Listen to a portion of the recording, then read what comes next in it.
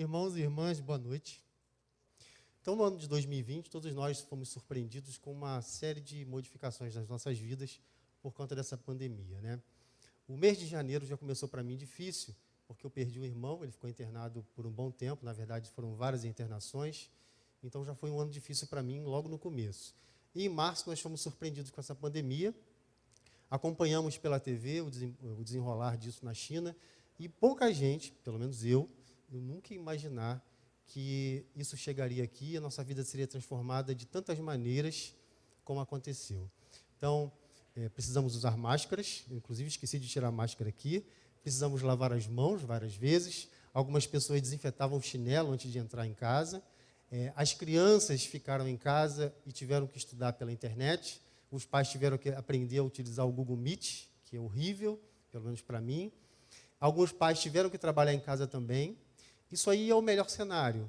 O pior cenário foram pais que ficaram desempregados e tiveram que entrar em fila para pegar o auxílio. Eu passava para trabalhar, graças a Deus meu trabalho continuou firme, então para mim nesse ponto não foi tão ruim, mas algumas pessoas viveram momentos muito dramáticos.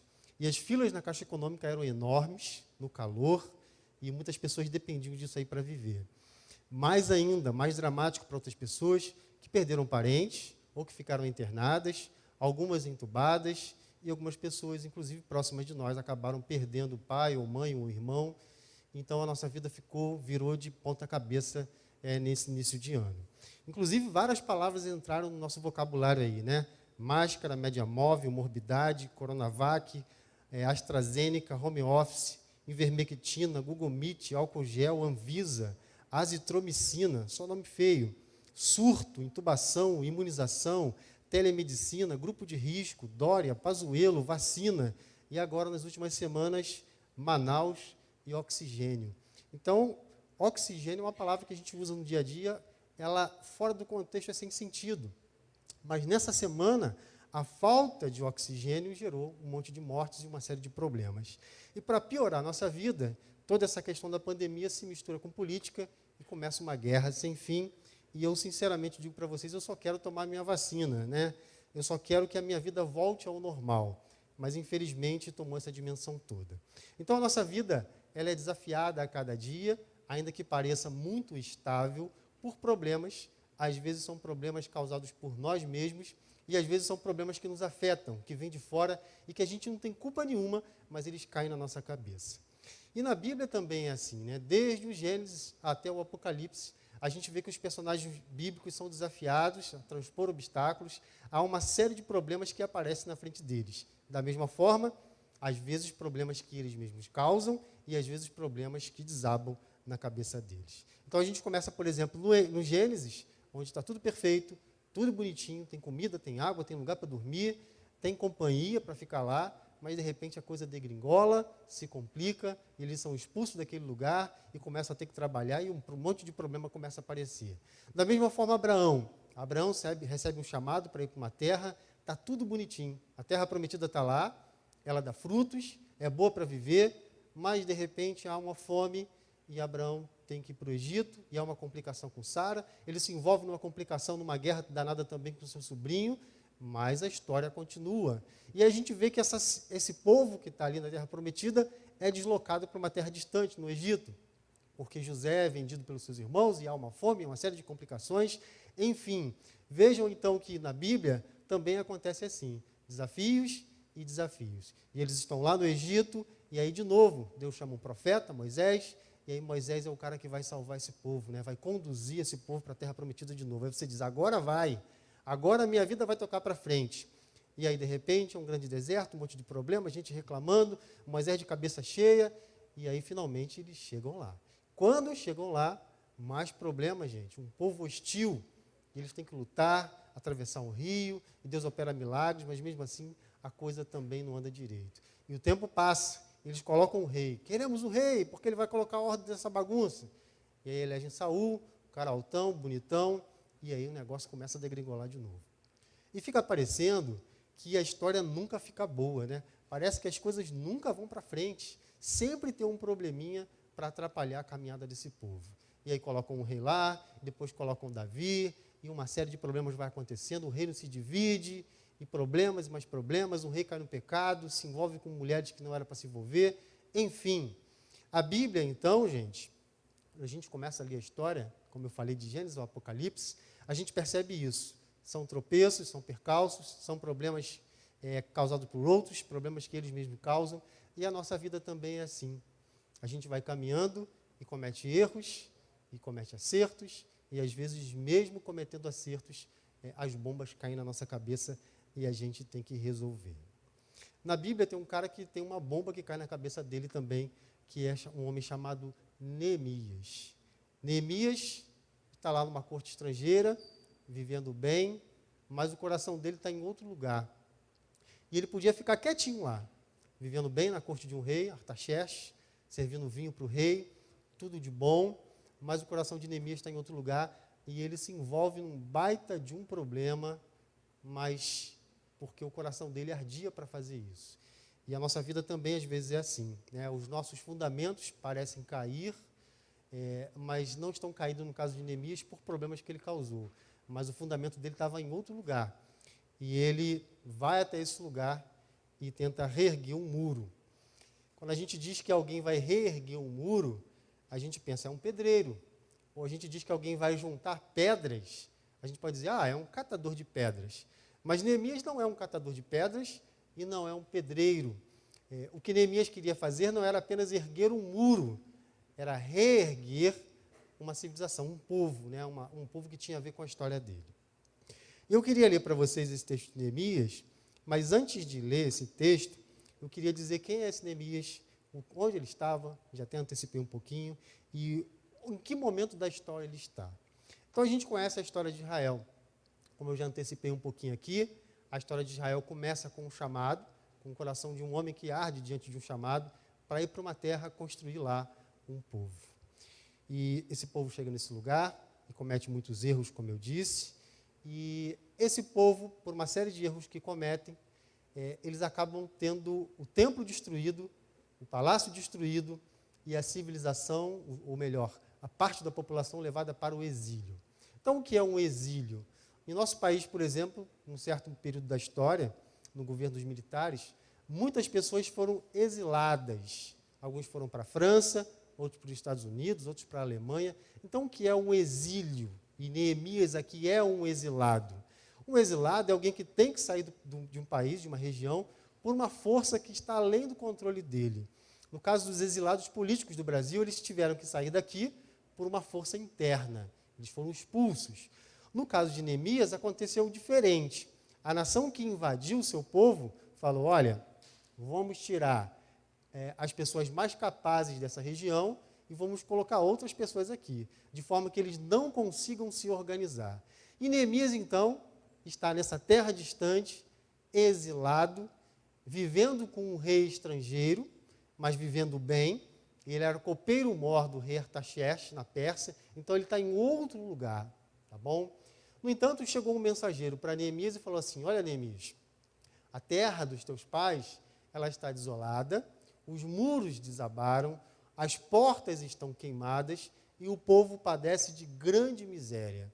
E aí lá no começo do livro de Neemias, diz que Neemias, então, ele chora, ele ora ao Senhor, ele faz um jejum e, mais do que isso, né, ele fica ali sofrendo, sentindo no coração arder e pensando o que eu posso fazer para ajudar esse meu povo. Então, gente, às vezes o nosso comportamento diante da situação que desaba, ou de uma pandemia, ou de um problema na família, é essa inicial de Neemias, né? De chorar, de orar, de fazer jejum. Mas Neemias não se contenta com isso. Neemias não é um cara que apenas invoca a Deus e apenas fica parado no tempo, se lamentando ou chorando. Neemias, então, quando ele comparece diante do rei Artaxerxes, o rei percebe que ele está com um semblante caído e pergunta, Neemias, o que está acontecendo, meu filho? E Neemias ali diz para ele, olha, rei, eu queria voltar para Judá, para a terra dos meus pais, e eu queria reconstruir a cidade. O Senhor me autoriza? E aí o rei deixa, então, que Neemias volte para lá e consiga reconstruir. Mas percebam, irmãos e irmãs, que Neemias é um desconhecido lá, né? Mas o texto diz que ele vai para essa terra de Judá, e chegando lá, ele olha a cidade destruída, ele pega uma montaria, não disse é um cavalo, ou se é um jumento, e ele rodeia a cidade, observando como estão as muralhas. E o texto é muito minucioso nesse momento. Fala assim, então Neemias viu os muros caídos, Neemias viu as brechas nos muros, Neemias viu as portas queimadas, Neemias viu a miséria do povo, e ali de novo o coração dele se entristece. Mas Neemias não fica nessa situação passiva, né? Ele agora começa a avançar. Aliás, eu preciso dizer que Neemias, simplesmente quando ele se dirige para ajudar e ele observa o problema de perto, ele já fez um grande avanço. Porque às vezes, diante dos problemas, o que a gente faz? A gente se esconde. O problema é tão grande, é tão pavoroso, é tão terrível, que a gente sequer quer chegar perto dele, né? Deixa lá, está vazando água não sei aonde, não quero nem ver esse negócio, que isso aí vai sair caro, o pedreiro vai me cobrar uma fortuna, eu nem quero ver esse negócio. Mas a gente tem que ter essa coragem que Neemias teve, de se aproximar do problema, olhar para o meteoro que caiu no meio da sala e falar, caramba, isso é um monstro no meio da minha sala, é um Godzilla, mas eu tenho que tirar esse troço daí. Então Neemias faz isso. Ele primeiro tem coragem de pedir ao rei para voltar, em segundo momento, ele tem coragem de ir até lá e de encarar o problema de perto. Mas os problemas de Neemias não param por aí, e agora sim eu queria ler com vocês Neemias 4. Ah, voltou? Então vamos dar uma pausa aqui rapidinho. Mostra a imagem do pastor Alain, por favor. Ah, tá aí, que bonito, né? Então vejam ali o Sidney, o pastor Alain no meio, todo de preto, parece até do BOP, o Milese, a Sara e a Júlia. Os outros eu não sei o nome, por isso que eu não coloquei. Se eu soubesse, eu colocava também. Não são anônimos, não, né? São pessoas que estão envolvidas no projeto missionário também, tá bom? Então, ali felizes. Lá atrás vocês podem ver um barco cheio de miojo, né? Eu não sei se é capivara, se é jacaré, se é cobra, mas, enfim, o semblante deles é bom. E eu espero que no final da missão, lá no dia 27, o semblante deles possa ser assim também bom, e eles possam trazer muitas novidades para a gente. Aliás, pegando um gancho com essa imagem, né, eles estão lá lançando fundamentos também, né, porque o pastor Alain me contou a história dessa cidade. Ele diz que as igrejas nessa cidade foram fundadas há muito tempo atrás por missionários, e os fundamentos lançados por esses missionários estão lá até hoje, e eles estão lá colocando pedrinhas, como Neemias fez, né? Então, que Deus abençoe o trabalho deles. Fecha parênteses, vamos voltar para Neemias. Vamos ler esse texto de Neemias 4, de 7 a 13. Muito bem. Deixa eu ver se concorda. Tá batendo. Quando Sambalate, Tobias, os árabes, os amonitas e os azotitas souberam que as restaurações da muralha de Jerusalém iam adiante, que as brechas começaram a ser fechadas, ficaram muito irritados. Aí são os inimigos de Neemias, tá? Então, Neemias já atravessou várias barreiras. Ele já pediu ao rei, o rei autorizou. Ele já seguiu até Judá, já chegou lá. Botou o jumentinho, encarou o problema e já identificou tudo que estava errado. Beleza. Agora começa essa oposição. Sambalate, Tobia, os árabes, os amonitas e os azotitas. 5. Esses caras não queriam que Neemias reerguesse os muros, né? Então é a oposição que ele sofre. E juraram todos uns aos outros que viriam atacar Jerusalém e me importunar. É o próprio Neemias contando. Invocamos então o nosso Deus e, para proteger a cidade, estabelecemos contra eles um policiamento dia e noite. Opa! Neemias dá outro passo aqui.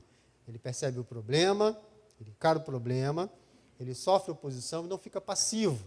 Fala, caramba, se esses caras querem me impedir de levantar o muro, de resolver o meu problema, de resolver o bicho-papão que está na minha sala, o meteoro que está lá, eu tenho que arrancar esse negócio daí. Então, o que ele faz? Invoca ao Senhor. Em segundo momento, um policiamento dia e noite. Verso 10. Os judeus, contudo, diziam, decaem as forças dos carregadores, há escombros demais, jamais chegaremos a reerguer a muralha. E os nossos inimigos declaravam, antes que saibam ou vejam qualquer coisa, surgiremos no meio deles, então vamos massacrá-los e arrasar a obra. Então chegaram alguns judeus que moravam perto deles e que 10 vezes nos avisaram, eles estão subindo contra nós de todas as localidades em que habitavam. Gente, Neemias aqui, o negócio está ruim para ele, né? Porque vejam que Neemias tem uma oposição interna.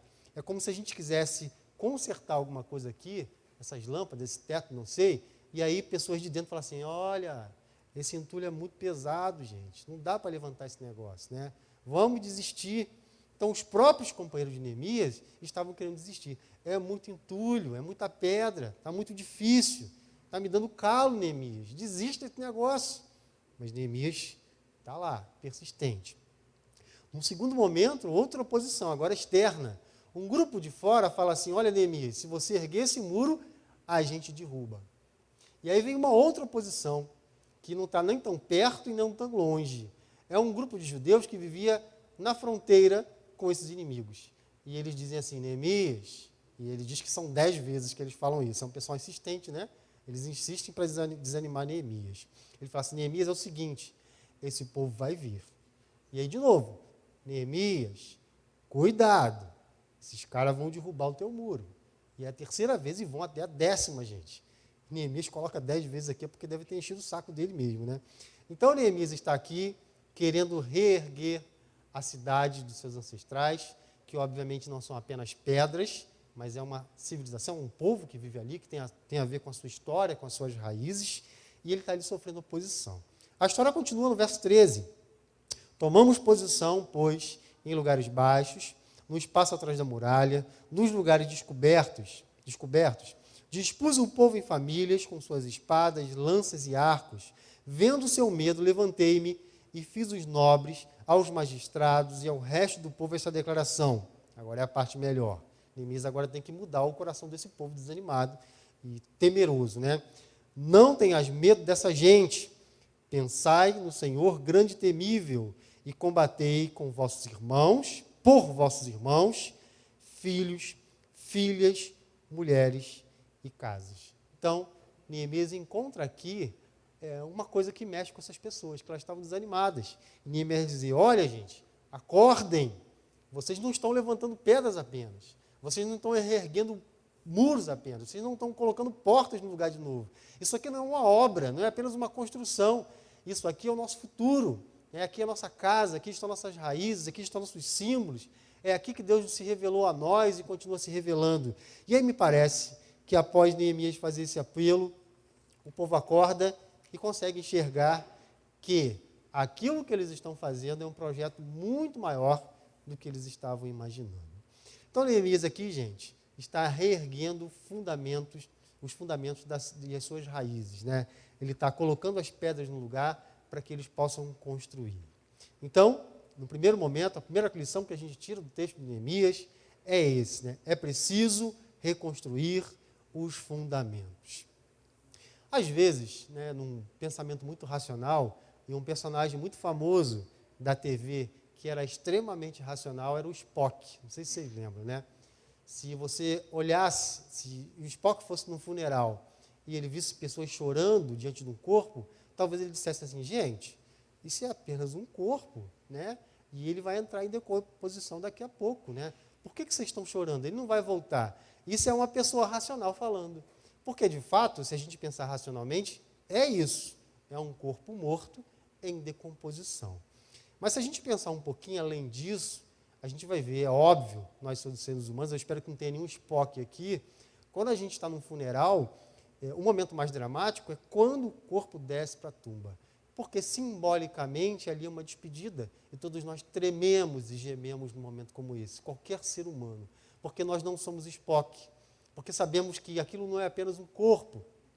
Porque aquele corpo, embora seja apenas um monte de células, se a gente falar como Spock, é um corpo que nos acompanhou ao longo de muito tempo. Então, nós temos uma relação com os objetos. E a relação com os objetos não é apenas com o corpo também, em casa.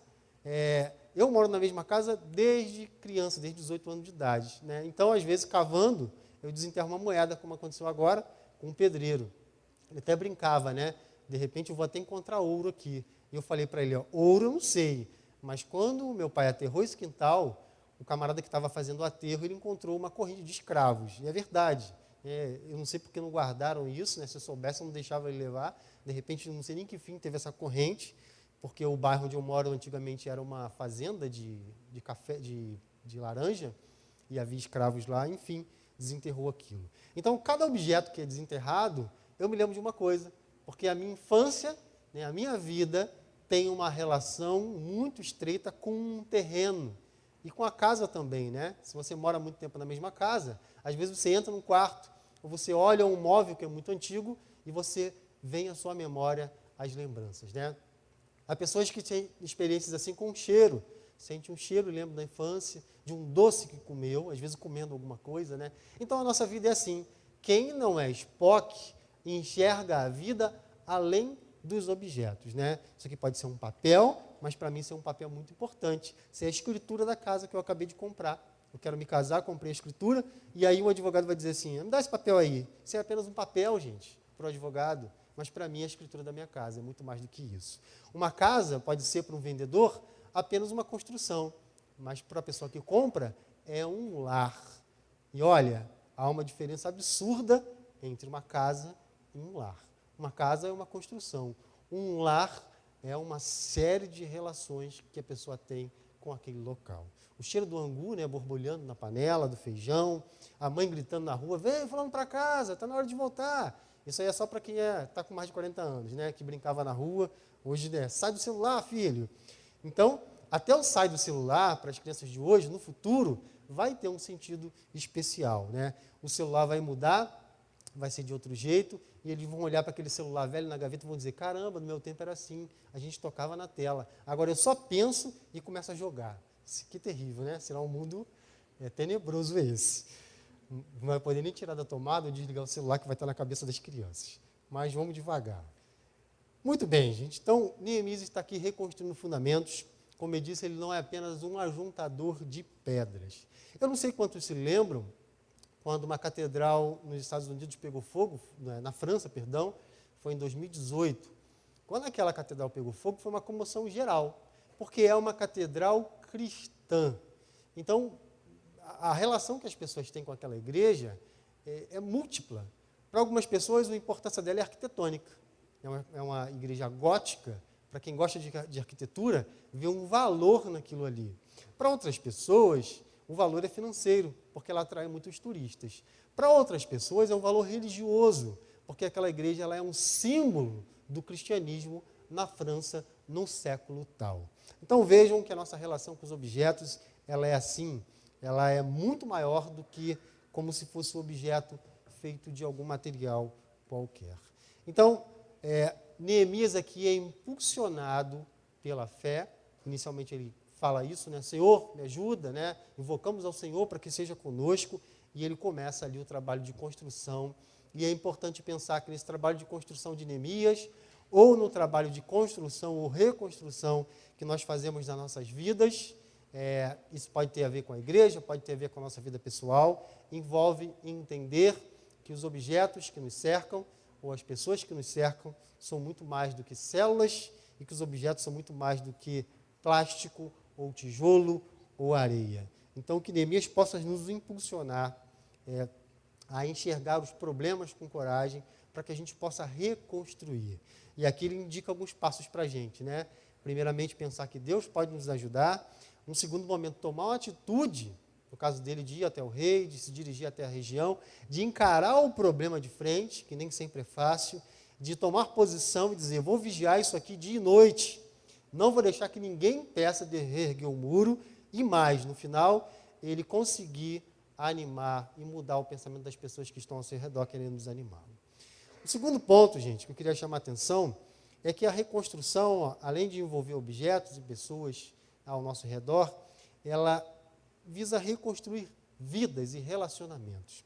Neemias não está aqui apenas lançando fundamentos da sua própria vida, da sua própria casa. O projeto de Neemias era um projeto que envolvia outras pessoas. Ele não queria reconstruir algo só para ele, mas ele queria construir conexões entre pessoas. Neemias aqui é ajudado por Esdras, e a gente percebe que o projeto deles é um projeto que envolve muitas coisas. Esdras era sacerdote, e Esdras está preocupado com essa questão religiosa, né, em reconstruir a lei, porque a lei dava um sentido de ordem para essa sociedade, assim como nós temos as nossas leis. E Neemias está preocupado em reerguer muros, que tem a ver com a segurança daquilo que está dentro dos muros. E o que está dentro dos muros? As pessoas, o templo, as relações, os mantimentos e tudo mais. Então vejam que esse projeto é um projeto muito amplo e que envolve uma série de coisas. Essa semana, foi na sexta-feira, a Sandra mandou para mim uma mensagem de WhatsApp e dizendo que uma comunidade que vivia dentro de uma construção de Minha Casa Minha Vida, em Santa Cruz, havia pegado fogo. E eram cerca de 200 famílias, e a Sandra, que está sempre ligada nesse tipo de coisa, falou para mim, Jonas, a gente precisa fazer alguma coisa. E a Sandra é meio Neemias, né? A gente precisa reerguer o muro desse povo. E Neemias está fazendo isso aqui, para outras pessoas também, né? E aí eu falo, Sandra, vamos ver como é que é esse negócio. Ela, não, a Sandra é persistente, né? Ela não deixa você desanimar. Ela, não, calma, gente, espera aí. Olha, o Bruno já está sabendo, já tem um caminhão, já separaram as bolsas na igreja, já tem comida, já tem roupa, é só levar. Falei, Sandra, vamos tocar esse negócio então. Aí falei com o Bruno, enfim, arrumaram o caminhão. Eu vim aqui na igreja, estava tudo separadinho, etiquetado. E aí a dúvida era, onde é que esse povo está? Onde essas pessoas estão hospedadas? E aí a informação que nós tivemos é que eles estavam no Miésimo da Silva, né, no centro esportivo. E outros disseram que eles estavam em Santa Cruz. E a gente pensou assim, ó, vamos então até o Miésimo e lá e a gente verifica onde que esse pessoal está. Chegando lá, já tinha uma série de bolsas na frente, pessoas lá para receber a gente e um papelzinho já com endereço. Olha, eles agora estão recebendo os mantimentos lá em Paciência, num órgão da prefeitura. E a gente foi para lá e, para minha surpresa, gente, olha, muita gente levando mantimentos, bolsa para tudo que é lado, funcionário da prefeitura, e eu fiquei pensando assim, caramba, às vezes a gente pensa no lado ruim das pessoas, né? Só tem gente ruim, é tanta maldade, e eu vi ali quanta gente disposta a ajudar. Muita gente levando comida, água mineral no chão, muita água mineral. E eles agradeceram, pediram para etiquetar, agradeceram que o nosso material estava etiquetado, senão eles teriam que abrir e separar sapatinho de criança, sapatinho de adulto, comida, água, casaco, camisa, short, porque me parece que quem estava organizando pedia para fazer isso.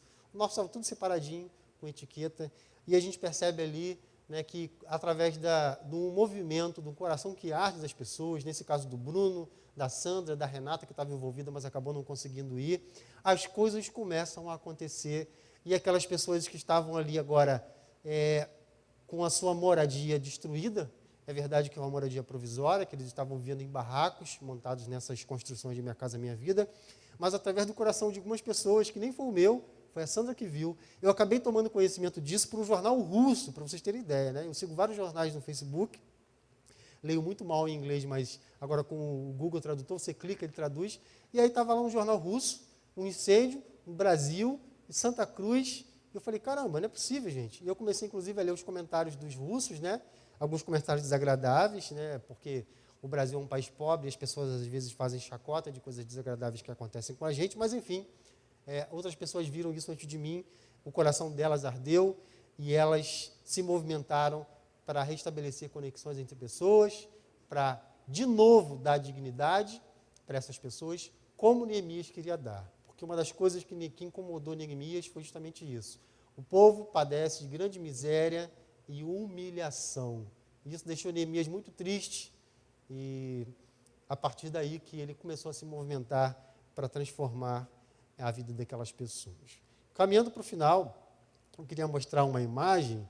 Eu comecei a ver de novo com meu filho já viu esse seriado já umas 10 vezes, eu assistia em família, que é um seriado chamado Lost, ele foi lançado em 2004, e a gente assistia lá em casa em família, saía lá a coleção de DVDs, a gente ia na locadora e parava para assistir. Muita gente se perdeu pelo caminho, são fracos, tá? Os Neemias de verdade foram até o final e viram o final que é horrível, mas valeu a pena. Esse seriado é muito interessante porque fala de um avião que cai numa ilha, e essa ilha é muito estranha, cheia de mistérios, tem urso polar, tem coisas estranhas acontecendo, magnetismo, enfim.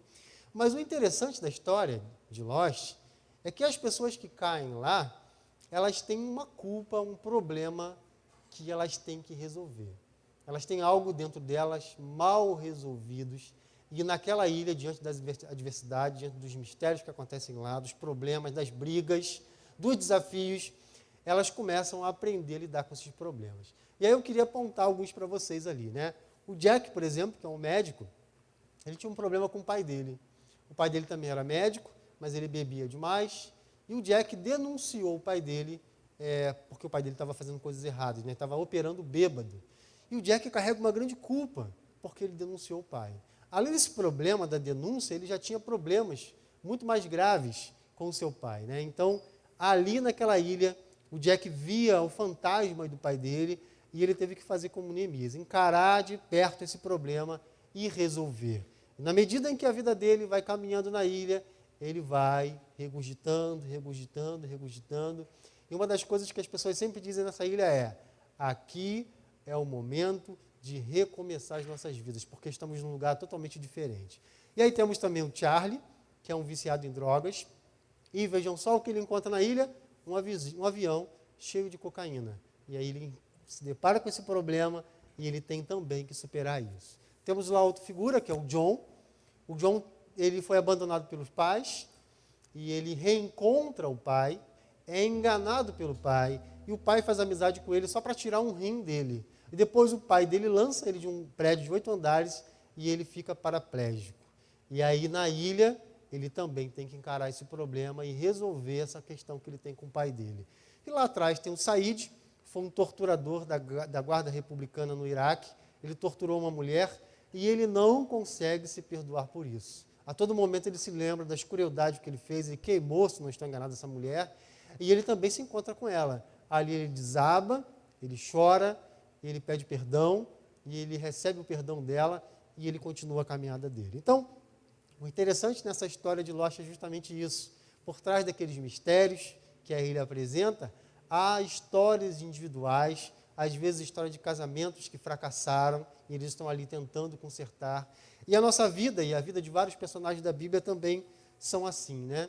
A gente tropeça, aparece uma pandemia, a gente perde um parente da família muito próximo, a gente chora, a gente lamenta, a gente faz como Neemias, jejum, mas a gente precisa ter uma atitude ativa diante desses problemas como Neemias teve, né? E aqui, para recapitular e lembrar bem, enfatizar, é justamente isso. Às vezes a gente depende de pessoas, e a gente tem que vencer o orgulho, como Neemias fez, e pediu ao rei. Pede a alguém que está perto de você: olha, me ajuda, não estou conseguindo superar esse problema. As brechas, os meus muros caíram e eu estou sem chão. Me ajuda, segura na minha mão e me ajuda a vencer. E aí o rei abre essa porta para ele, e ele encara o problema de frente, ele levanta pedras, ele ergue pedras, e aí, graças a Neemias, essa história dos judeus ela não ficou para trás, né? O povo consegue se reerguer, e os judeus existem até hoje, e eles gostam muito de lembrar dessas tradições. E uma característica muito forte no judaísmo é que eles gostam de lembrar, e eles fazem datas para isso, tá? Não apenas dos momentos gloriosos da sua vida, mas também dos momentos de desastre. Quando o templo foi destruído, isso tem uma data, eles lembram para quê? Para que isso nunca mais aconteça. O Holocausto é um exemplo, né? O Holocausto é uma grande tragédia, mas existe um dia do Holocausto, para que eles possam lembrar e chorar e trabalhar para que isso nunca mais aconteça de novo. E que Deus abençoe, então, nossas vidas, gente, e que a gente possa, aí, no ano de 2021, vencer todos os problemas. Eu sei que muitos de nós, alguns feridos, né, porque perderam entes queridos, alguns ficaram doentes e ainda carregam sequelas, outros estão em dificuldades, talvez, financeiras, porque perderam o emprego, outros casais porque se desentenderam nesse momento em que ficaram confinados. Então, que Deus possa nos ajudar, que a gente possa seguir o exemplo de Neemias e vencer, reparar as brechas, erguer os muros, juntar os cacos, juntar os entulhos, e que a gente possa, com todo esse material caído no chão, construir uma coisa boa. Então, eu queria orar para a gente encerrar o culto de hoje e pedir mais uma vez para essa equipe que está lá no Acre, que eles possam obter sucesso, e que eles possam construir coisas muito sólidas lá e que elas possam durar, e que daqui a 10, 20, 50 anos alguém possa se lembrar que um grupo lá em 2020 visitou esse local e deixou coisas muito sólidas, e o pastor Alain e toda a equipe da MOR possa ser lembrada por isso que fizeram. Então vamos orar. Pai eterno, obrigado por esse dia, obrigado por todas as pessoas que estão aqui, obrigado porque apesar das adversidades o Senhor nos ensina através de sua palavra a reerguer os muros, a juntar pedras, a vencer os obstáculos, e que o Senhor possa também nos ensinar, como Neemias, a encorajar aquelas pessoas que estão próximas de nós e, mais do que isso, ajudá-las a erguer as pedras e as coisas que desabaram nas suas vidas. Então, que a gente possa ter a coragem de Neemias, nem sempre é fácil, de encarar os problemas de perto, porque às vezes eles são tenebrosos, eles são assustadores, mas que a gente possa vencer e caminhar e jamais desanimar. Abençoe essa igreja, que 2021 a gente possa avançar e que os cultos presenciais possam voltar, a EBD, e a alegria que nós temos na nossa memória, ela possa voltar também. Abençoe as nossas vidas, é o que te peço e agradeço, em nome de Jesus Cristo. Amém.